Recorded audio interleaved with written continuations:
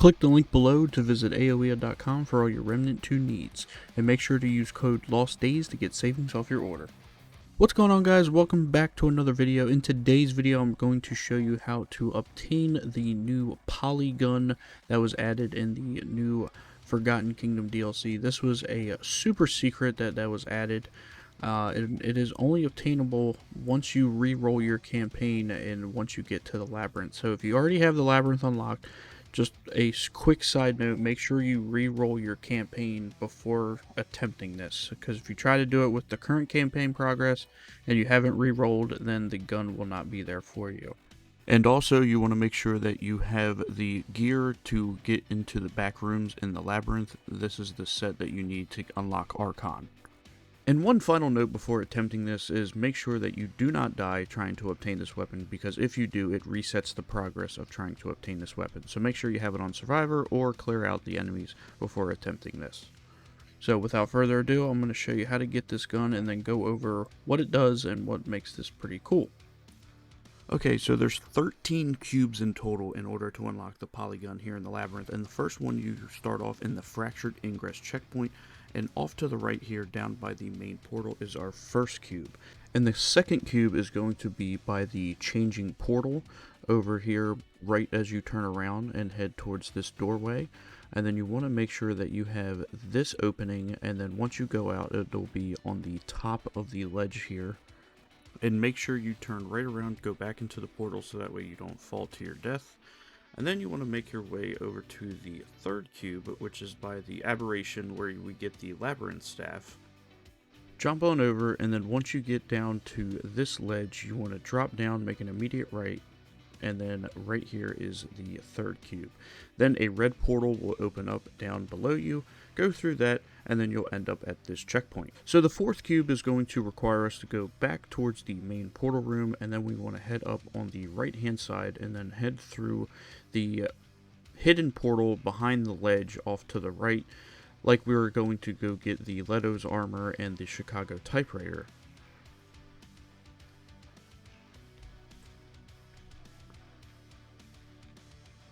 Jump through the portal and then go to the portal up here on the left, and then we're going to make our way up these ledges right here. Jump on over, crouch down, and then as you're aiming, switch to your left view, and then the fourth portal is right here.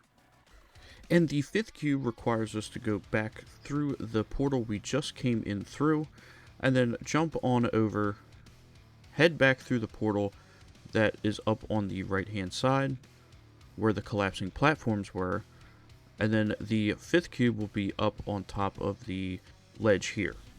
Now cube number 6 requires us to go back to the changing portal where we got cube number 2, and this time we want to go to the platform that has the world stone on it.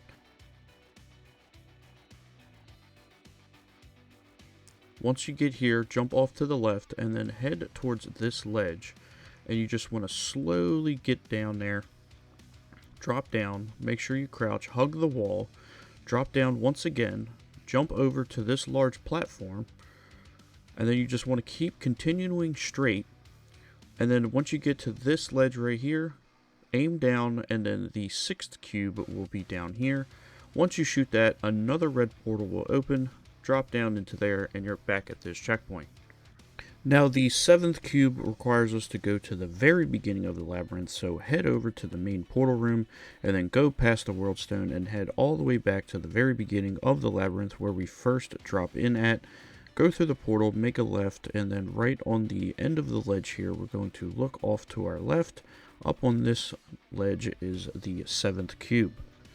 Now the eighth cube requires us to travel all the way back towards Clementine, past the guardian boss of the labyrinth, so head through the main portal here, go all the way down till the end of the labyrinth, and then behind the big platform behind the portal, which the portal could be there if you haven't completed it or not, but you just want to make sure that you have to the back end of this platform, and then the eighth cube is off into the distance right here.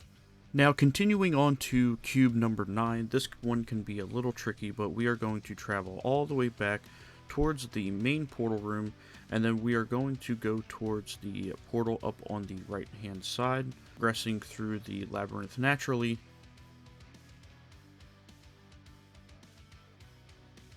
Go through this portal, head on down, and then you want to go up this platform with the stairs. Make sure you take out the enemies that try to knock you off, and then go through this floating platform, and then off to the right there'll be a secret ledge that we can climb over.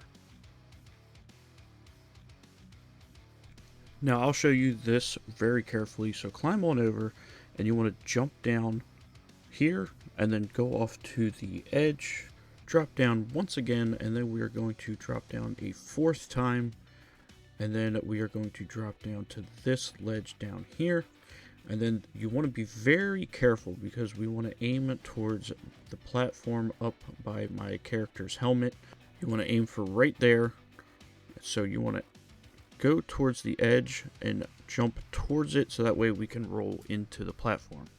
Turn around and then jump towards the flat edge right in front of you, and then the 9th cube will be off into the distance once you get up. Shoot the 9th cube, and then another red portal will spawn, jump through there, and we're back at this checkpoint yet again.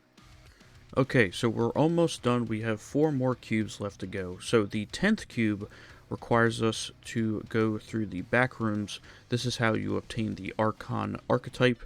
So right from the checkpoint, go to the changing portal until you have this portal right here. Wait about 3 seconds, then you want to drop down, and then the floating platform will create right underneath of you.